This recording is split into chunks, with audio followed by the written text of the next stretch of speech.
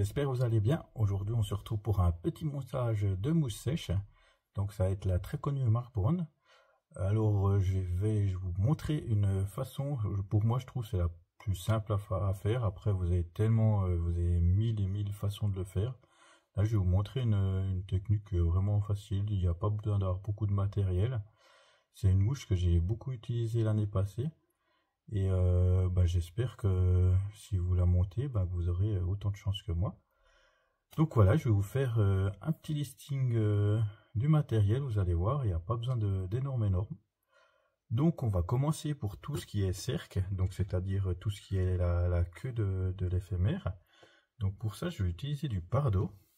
C'est des fibres que j'adore pour faire ça. Pour tout ce qui est le corps, je vais utiliser du dubbing de lièvre de couleur marron foncé. Pour faire le cerclage, j'utilise du fil de cuivre de 1 mm.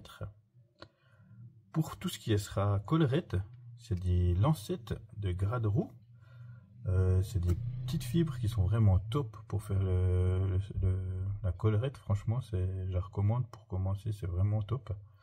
Et pour tout ce qui est indicateur visuel, j'ai pris un petit tag rose fluo. Ça se voit vraiment bien quand sur des plans d'eau ça bouge un peu, où il y a du courant. Franchement, cette couleur-là, on peut pas la louper, quoi. Donc, comme vous allez voir, j'ai fait deux sortes de mouches. J'en ai fait une l'année passée sans petit tag. Et là, cette année, je vais faire avec tag, parce que c'est vrai que des fois, quand je shoote un peu loin, ça peut être vite compliqué à voir. En tout cas, avec ma petite vue, des fois, j'ai un peu de peine. Donc, c'est pour ça que cette année, je me suis dit, je vais essayer de mettre un petit tag, voir ce que ça dit, si c'est mieux, si c'est pas bien, si les truites l'acceptent ou pas. Donc ça, on va voir, on va faire le test de cette année. Et on verra bien comment ça se passe. J'espère quand même pouvoir faire monter quelques belles truites dessus. Donc voilà, on va commencer gentiment le montage. Allez, c'est parti. On va commencer à fixer le fil sur un hameçon. Donc là, je vais le monter en hameçon de 12. J'ai monté aussi en hameçon un peu plus petit. J'ai monté, si je me trompe pas, j'ai monté jusqu'à du 16. Après, plus petit, j'ai pas voulu le faire. Comme c'est de base une grosse naf. Donc en 12, ça doit être pas mal. Donc là, je commence à faire mon sous-corps. Tac. Je vais venir jusqu'ici. Avec mon Pardo, je vais faire les cercles. Donc là, ce que je fais en fait, c'est que je vais prendre trois petites fibres. Alors pourquoi 3 fibres? Parce que souvent les nymphes, elles ont une queue avec 3 petites fibres. Donc du coup, voilà, j'essaye d'imiter Mère Nature. Donc là, hop, on va fixer des petites fibres à l'arrière. Là, une fois que c'est fixé, je vais ajuster la longueur. Là, je ne l'ai pas trop long. Ce que je fais aussi, c'est que je regarde en dessus, que ça soit aligné avec le bout de l'hameçon. Tac. Comme ça, c'est pas mal. Et là, on va venir emprisonner le début des fibres. Hop. On va couper l'excédent.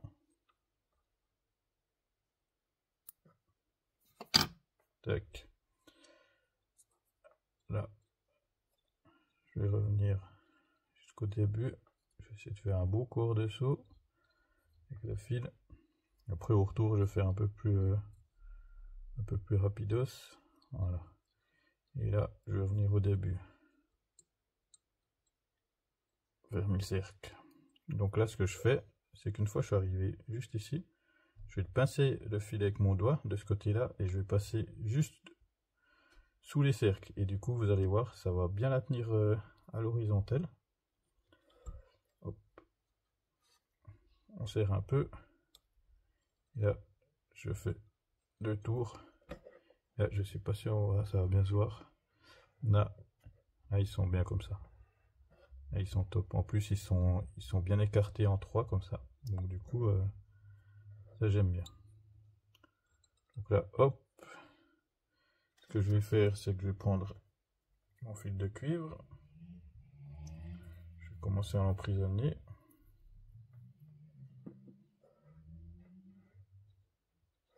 Donc ce que je fais, c'est que je passe dessous, comme ceci, et je vais le relever. C'est plus facile que de devoir le pincer avec le fil de montage. Donc là en fait, une fois qu'il est pincé, vous voyez ça dépasse. Je vais tirer pour l'ajuster. Je vais pas en mettre beaucoup. Là, je vais le fixer. Tac tac. Voilà. Puis là, je vais mettre un peu de fil de montage pour un peu remplir le corps. Alors certaines personnes vont dire qu'il faut le faire conique le corps, d'autres pas. Enfin voilà, ça c'est à vous de voir par chez vous c'est quoi le mieux. Moi je le fais assez plat, pas trop fourni, du moins j'évite. Et voilà quoi. Avec pas trop de dubbing, c'est assez important. Pas besoin de faire un énorme corps.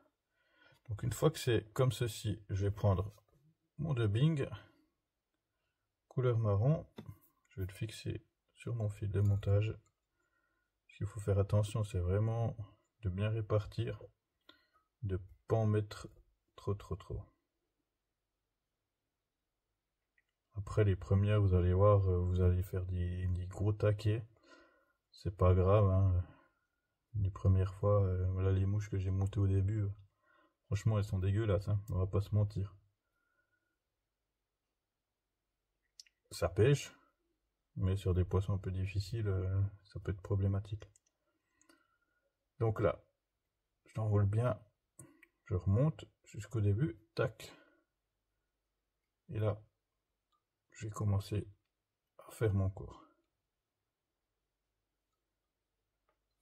Tac. Là, tous les poils qui dépassent, vous inquiétez pas, on va les couper à la fin. Là, je remets un petit coup pour resserrer.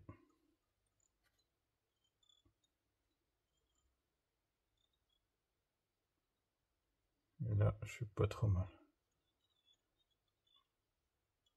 Tac. Alors, une fois que je suis ici, je vais prendre mon fil de cuivre. Je vais commencer mon cerclage. Alors, j'ai un étau rotatif, mais en fait, pour le cerclage, je ne l'utilise pas. Parce que j'arrive pas à faire des beaux cercles. J'arrive mieux à la main. Donc, on va le faire à la main. Et là, en fait, ce que je vais faire, c'est que je vais faire l'inverse. L'inverse de ce que j'ai, comment dire, l'inverse auquel j'ai enroulé mon dubbing, pour pas que le fil de cuivre il se mette à l'intérieur du dubbing. Donc là j'ai tourné comme ceci, avec mon cuivre j'ai tourné à l'inverse. Donc on va faire comme ça, tac.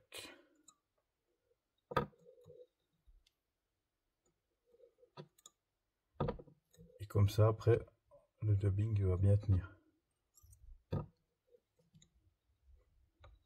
Comme je vous dis, moi tout ce qui est l'étau rotatif, j'utilise, mais pas pour vraiment pas pour le cerclage. C'est un truc que je sais pas pourquoi, mais chaque fois que je fais du cerclage avec l'étau, mon cerclage est dégueulasse. Du coup, je le fais à la main. Ça va aussi très bien.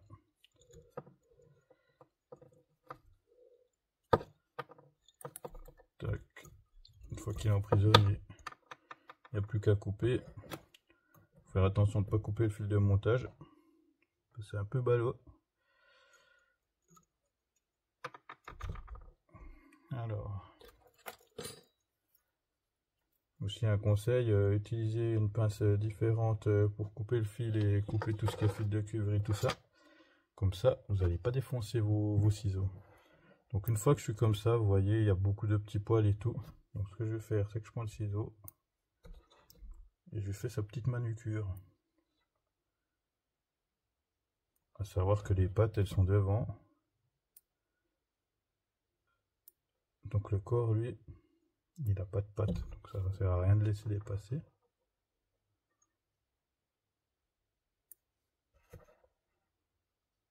Voilà. Là, j'ai de la chance, j'ai pas fait trop de bordel. Je suis assez content.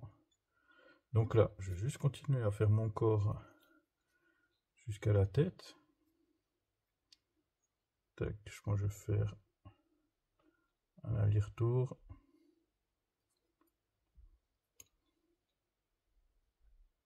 Tac.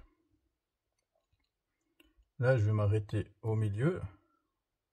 Donc, dans cette partie-là, je vais prendre ma petite fibre de couleur rose, qui est bien voyante. Et là, je vais venir la fixer. Donc, comme avec le fil de cuivre, je passe dessous, je remonte, hop, et il est fixé. Moi, je trouve que c'est le plus facile que de passer le fil dessus, devoir tenir et tout ça. Ça peut vite un peu être le bordel. Donc là j'ai vu que c'est pas top. Donc, je vais un peu le reculer. Je trouve qu'il est un peu trop à l'arrière. Voilà, là c'est mieux. C'est mieux de rectifier tout de suite le tir qu'une fois que la mouche est montée. Qu'une fois que tout est bien serré, c'est vite plus compliqué. Donc là, je vais bien emprisonner. Tac. Je vais couper le surplus. Voilà. Je vais finir de bloquer le reste. Voilà. Et là, je vais venir me glisser derrière. Je fais un ou deux tours. Et là, ce que je vais faire, en fait, je vais faire 2 tours comme ça autour de mon indicateur. Et comme ça, en fait, vous allez voir avec le fil, ça va la tenir vraiment bien droit. Donc, tac.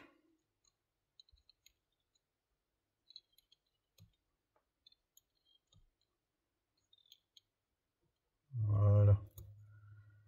Et là, je vais revenir sur le début. Et là, vous voyez, les fibres, elles sont bien droites. Ça, c'est top.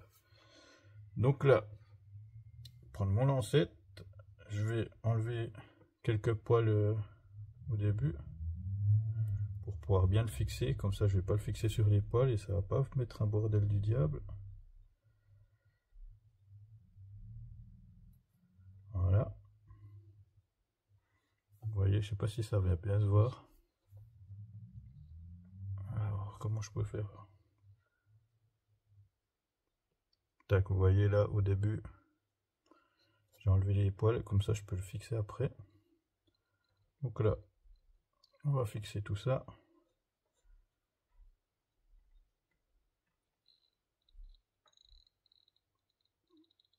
Tac. Nickel. Et là, on va revenir au début. Et là, je vais m'arrêter à peu près ici. C'est normalement où je vais m'arrêter pour la collerette. Donc là, je relève un peu. Et là, on va commencer à faire la collerette. Donc là, on tourne.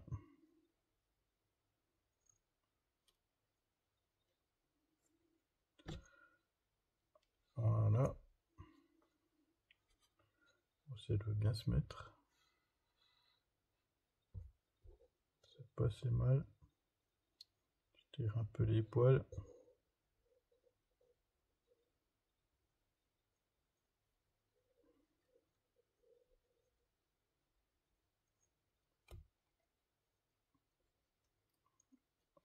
Voilà.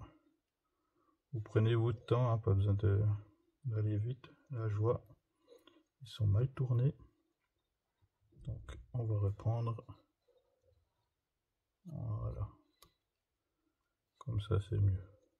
Ça me plaît déjà un peu plus. Une fois qu'on est contre l'indicateur visuel, on passe devant.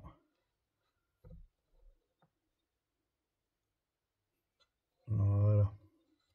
Et là, moi, ce que j'aime bien, c'est utiliser ceci, une petite pince à raclette. Hop, comme ça reste en bas. Et pour venir fixer, c'est moins embêtant. Donc là, on va venir fixer la fibre. Tac.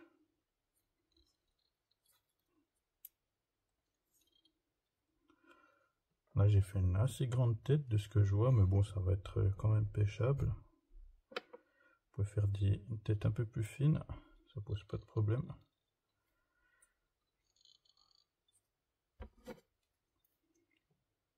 Là, on va couper. Une fois qu'on est là,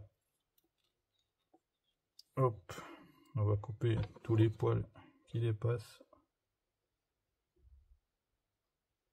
Donc des fois il y a beaucoup, des fois un peu moins. Ça dépend des fois. Il y a un peu plus. Donc là, on va couper. Tac. Pour que ça soit le plus beau possible.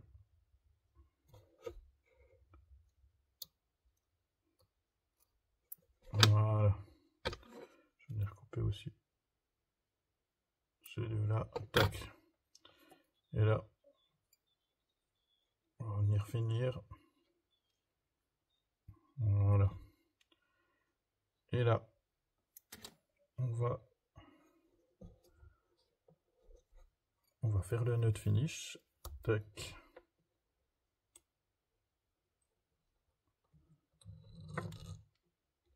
Hop là. Voilà. Je fais 2 fois en général.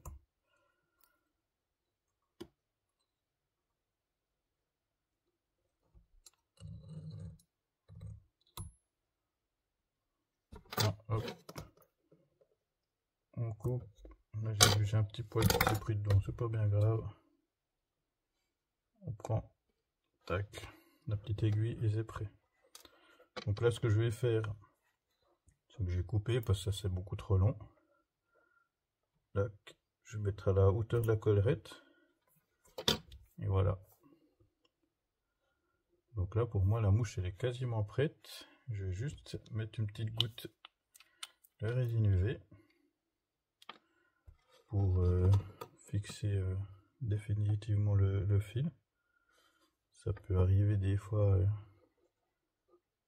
avec les petites dents de la truite qu'elle peut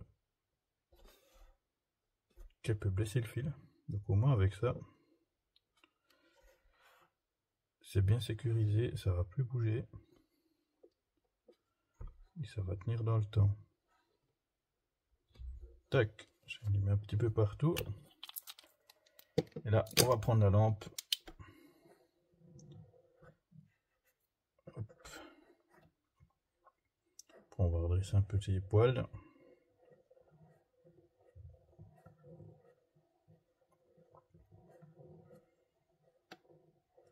Et voilà, une mouche terminée. Voilà. Là, je remets un peu les poils droits. Tac. Et voilà. Et ça, c'est une mouche qui flotte vraiment très haut sur la couche, vous voyez, avec les poils. Ce que vous pouvez faire, c'est si vous voulez la faire descendre un peu plus bas sur la couche d'eau, vous coupez simplement les poils du bas, et du coup, elle sera un peu plus plaquée à l'eau.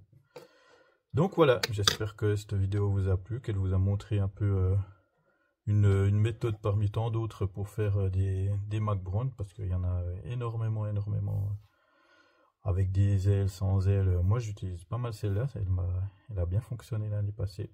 Donc on verra cette année si ça va encore partir sur de belles truites. Donc voilà, la vidéo terminée. J'espère que ça vous a plu et je vous dis à la prochaine. Bye bye.